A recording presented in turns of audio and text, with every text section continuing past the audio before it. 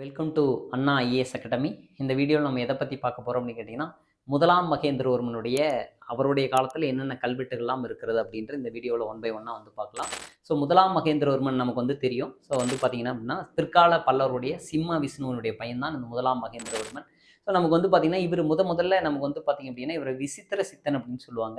So செங்கலோ நமக்கு வந்து பார்த்தீங்கன்னா இந்த மாதிரி சுதையோ மரமோ இதெல்லாம் பயன்படுத்தாமல் அப்படியே பாறையை குடைந்து முதல் குடைவரை கோயில் அமைத்த செய்தியை பற்றி தான் மண்டகப்பட்டு கல்வெட்டு குறிப்பிடுகிறது. அதாவது விழுப்புரம் அருகே உள்ள ஊர் தான் இந்த மண்டகப்பட்டு அப்படின்றது. அப்ப பல்லவ மன்னனான முதலாம் மகேந்திரவர்மன் அந்த குடைவரை கோயில் அமைத்த செய்தியைத்தான் இந்த மண்டகப்பட்டு கல்வெட்டு கூறுகிறது. ஸோ அடுத்ததாக அவருடைய மாமண்டூர் கல்வெட்டு என்பது வந்து பார்த்தீங்கன்னா இசையை பற்றி குறிப்பிடுகிறது. ஏன்னு பார்த்தீங்க அப்படின்னா முதலாம் மகேந்திரவர்மன் இசைக்கலையிலும் சரி ஓவியக்கலையிலும் சரி சிறந்த விளைஞனாக இருந்தான். ஓவியக்கலையில சிறந்த விளைஞனால்தான் அவன் வந்து சித்திரக்கார புலி அப்படின்னு சொல்லுவாங்க. தச்சன சித்திரம் என்ற நூலுக்கு வந்து உரை எழுதியவனும் அவனே தான். சரிங்களா?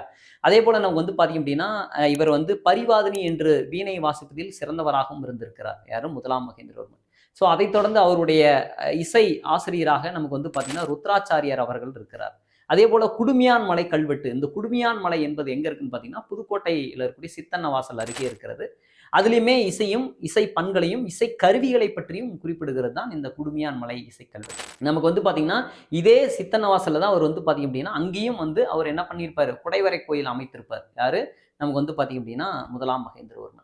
ஸோ அதை தாண்டி நமக்கு வந்து பார்த்தீங்க அப்படின்னா அவருடைய திருச்சிராப்பள்ளி கல்வெட்டு அப்படின்னு ஒரு கல்வெட்டு இருக்கிறது. அதில் என்ன செய்தி சொல்லப்பட்டிருக்கிறது அப்படின்னு நம்ம வந்து பார்க்கலாம்.